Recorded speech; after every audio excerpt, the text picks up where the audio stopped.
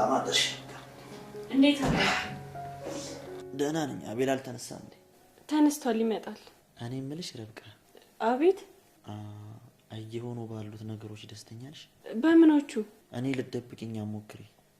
ባትነግሪኝም እያንዳንዱን ነገር አውቃለሁ። እንዴ ምንድነው የምታውቀው? አቤልን ታፈቅሪዋለሽ? ማለት ቆይ ማን ነው ያለ? ማለቴ ማን ነገረ? አየሽ፣ ሳይነገረኝ ሁሉንም ማቅሱ ነው። እባክህን እዩ፣ ለአቤል ምንም ነገር እንዳትነግረው እሺ? ኧረ እኔ ለማንም አልናገርም። ሚስጥር ጠባቂ ነኝ። ከልብህ ነው? በጣም ነው እሺ ማመሰግነው። ምንም አይደለም፣ ግን ከዚህ የበለጡ። አንተ ግን መጀመሪያ ውስጥ ተቀብሏታል? ምን ማለት ነው ደግሞ? ማለቴ አሁን ቁጭ ብለን ስናወራ ሚስቴ በሆነች ብላ እያሰብክ ነበር? እሷን ስታስብ በእሷ ሙሉ በሙሉ እርግጠኛ ነህ? ነገህን ከእሷ ጋር ስታስበው ደስተኛ ነህ? አይረዝምብህም? አቤል ራስህን አዳምጥ። ከሌላ ጊዜው በበለጠ ስለ እሷ ለማጥናት በደንብ ሞክር። ርብቃ ምን እንደምትቀባጥሪው? አሁን ከክፍሌ ጭል ይበቃ። እሺ አቤል፣ በጣም ይቅርታ። ርብቃ ውጭልኝ አልኩሽ እኮ።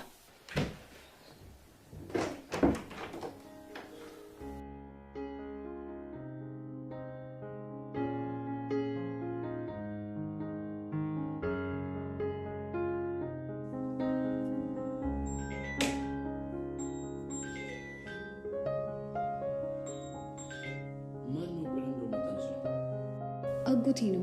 ካነሳሁት ደግሞ ነው ይለኛል። መሄዴን ደግሞ አትፈልገውማ። እሺ ወይ ዝጊ፣ ድምፁ በጣም እየረበሸኝ ነው።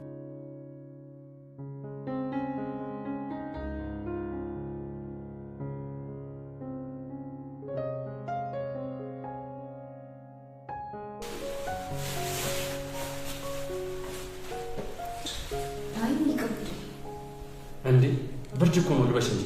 አይ እዴ አጎቴ ቤት ስላለ የማን ይለኛል?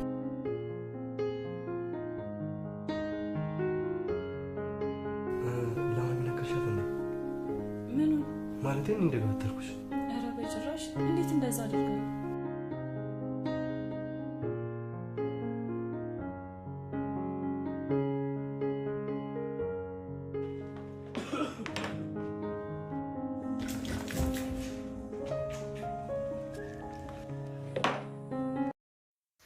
ሰላም ጤና ይስጥልኝ። ወደ የርብቃ ድራማ ቤተሰቦች እንዴት ናችሁልኝ? እንኳን ወደ ቻናሌ በሰላም መጣችሁ።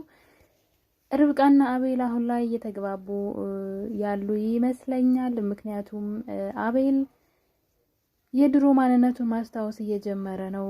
ርብቃ ወደ ህይወቱ ከመጣች በኋላ ብዙ ነገሮችን እንደ ድሮ ሳይሆን አሁን ላይ እየተቀየረ መቴንም ደግሞ ከማን ጋር ነው የምትለው? ምንድነው የምታደርገው? ከኔ ምንድነው የምትፈልገው? ይቺ ልጅ ግን ትወደኛለች ወይ የሚለውን ነገር ለማጣራት ጊዜ እያገኘ ይገኛል። ለዚህ ደግሞ ርብቃ በጣም ባለውለታው ነች። ምክንያቱም የገዛ ወንድሙና ፍቅረኛ ተብየዋ ወይም ደግሞ የወንድሙ ቅምጥ ማለት ነው እሱን በፍቅር አሳባ ወደሱ ህይወት ቀርባ እንደፈለገች እያሽከረከረችው ነበረ። እንደምትወደው ስለምትነግረው ያምናት ስለነበረ ማለት ነው። ጭራሽ ከገዛ ወንድሙ ጋር ሌላ ነገር ውስጥ ገብታ አጎቴ ነው በማለት ስታታልለው አይተን ነበረ። እሱ ራሱ ግራ እስኪገባው ድረስ እኔም አላውቀው አጎትሽ ከየት መጥቶ ነው? ለምን እስከዛሬ አላስተዋወቅሽኝም? እንደውም እኔና አንቺ እንደ አዲስ መተዋወቅ አለብንም ብሏት ጠይቋት ነበረ። እና ይሄን ነገር እንደጠየቃት ግን በመሀል ድንገት እናቱ ከውጭ ሀገር ትመጣለች። የመጣችበት ደግሞ ዋና ምክንያት አቤል ራሱን ስለማያውቅና ብዙ ነገሮችን የሱን ህይወት ለማስተካከል ነው ወደዚህ የመጣችው። እናትየዋ የምታውቀው ነገር አለ ስለ ልጇ ማለት ነው። ስለምንም ነገር አይጨነቅም።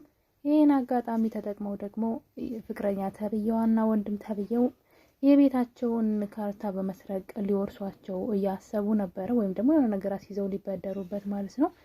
እና እንግዲህ እነዚህ ነገሮች ለርብቃ እየረበሿት ስለመጡ አቤል እንዲጠራጠራት መቲነት ደጋግማ ትጠይቀዋለች ማለት ነው። ማለት ምን ያክል ታምናታለህ? እውነት ትወዳታለህ? ስለሷ በደንብ አስበሃለሁ እያለች ውስጡ ላይ ጥርጣሬ እንዲያድርበትና ጊዜ ወስዶ ደግሞ ስለሷ እንዲያስብ ወይም ደግሞ ነገሮችን እንዲያስተካክል እየረዳችው ነው ማለት ነው። አንዳንድ ሰዎችን ስለምንወዳቸው ብቻ ስለነሱ ማንነት ሳናውቅ ዝም ብለን በጭፍን እናፈቅርና ከዛ በኋላ መውጫው እንትን ይሆንብናል ማለት መውጫው ይቸግረናል። ለምን ነገሮችን ሳናጣራ ዝም ብለን ሰዎች እኛ እንደምንወዳቸው የሚወዱን ስለሚመስለን ማለት ነው። አቤል ደግሞ የራሱ የሆነ የግል ችግር አለበት። ብዙ ነገሮችን የረሳ ህይወቱ ላይ የሆነ ያጋጠመው ችግር ስላለ እናቱ ደግሞ ይሄን ነገር ስለምታውቅ ነው ካለችበት ሀገር የልጅን ህይወት ላስተካክል ብላ ድንገት እንግዲህ ሳትነግረው ትመጣለች ማለት ነው።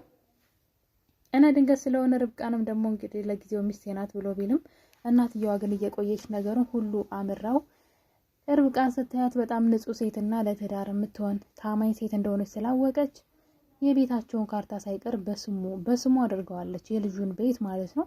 ለልጇ የሰጠ ይሄ ቤት እንግዲህ የልጁ የቤተሰቦቹ ቤት ነው እና እንግዲህ ቤቱ በርብቃ ስም ሆኗል።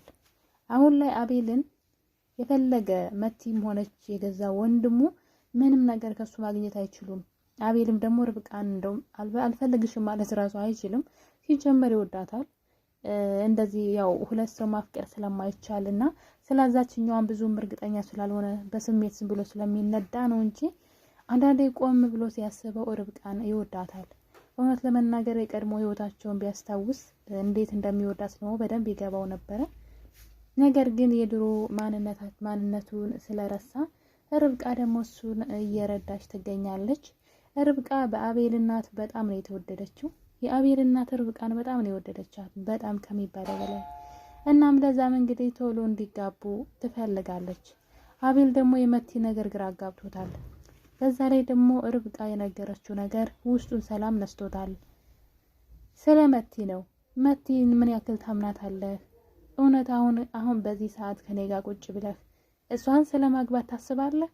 እውነት በህይወቴ ውስጥ ብትኖር ብለህ የምትመኛት ሴት ናት እያለች በተደጋጋሚ ውስጡን ጥርጣሬ እንዲኖረው አድርገዋለች።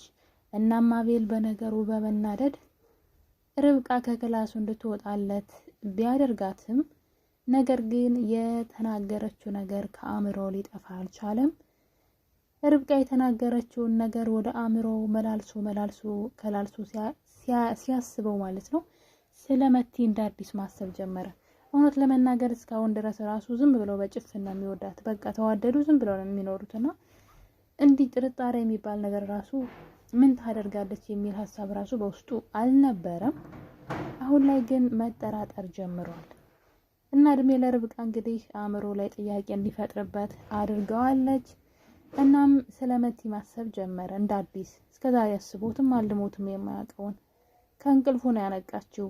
እና እንግዲህ መቲ ከሱ ጋር በነበረችበት ጊዜያቶች ምን ታደርግ እንደነበረ ሀሳቧን፣ ድርጊቷን፣ እያንዳንዱ ነገሯን ማሰብ ጀመረ። በተለይ አጎቴ ነው የተባለው ሰውዬ የሆነ ጊዜ የላከው ሜሴጅ በጣም አስደንግጦት ነበር። ያኔ እንኳን ምንም አይነት ጥርጣሬ በውስጡ በጣም አምኗት እየኖረ ያለ ይሄን ነገር ቶሎ አፍጥኙና ሀሳባችን ይሳካ፣ እኔ እኮ ይሄን እንድታደርጊ ነው ወደዛ የላኩሽ፣ ቶሎ አፍጥኙ ዘግይተሻል የሚል ኮሜንት ስለነበረ በነገሩ በመደንገጥ ማን ነው ይሄ ይላታል። እሷን በድንጋጤ አጎቴ ነው ብላ ነገሩን ብትዘጋውም አሁን ላይ ግን ርብቃ የተናገረችው ነገር ጥያቄ እንዲፈጥርበት ከሷ ላይ የሚያያቸው ያልሆኑ ያልተገቡ ድርጊቶች መቲን እንዲጠራጠራትና ድጋሚ እንዲያጠናት እድል የሰጠችው ይመስለኛል። እና ርብቃ በዚህ ከቀጠለች የአቤል የትውስታ ጊዜያቶቹንም ልትመልስለት ትችላለች ብዬ አስባለሁ። እና እንግዲህ ያው ግን በጣም ብዙ ዋጋ ያስከፍላታል። ቀልድ እንደዚህ እንደ ቀላል አይሆንላትም። እሷ ደግሞ በጣም የምትወደው ፍቅረኛዋን ያጣችው።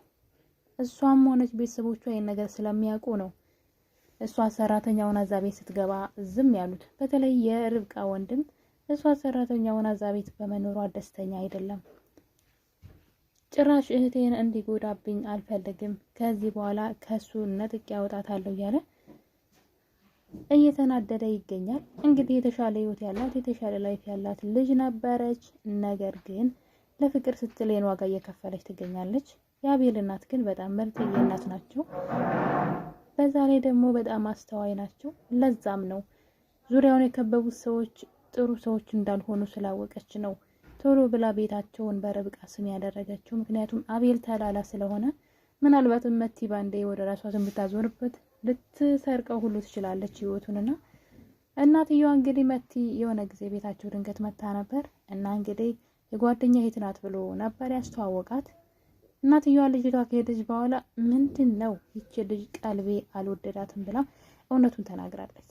ስለዚህ አቤል ከዚህ በኋላ መቲን ለእናቱ ማስተዋወቅ አይችልም። እናትየዋ እኔ ቀልብ ያልወደዳትም ስላለችው ማለት ነው። እና የኔ ተወዳጆች ርብቃ ድራማ አሁን ላይ በጣም ተወዳጅ እየሆነ ነው።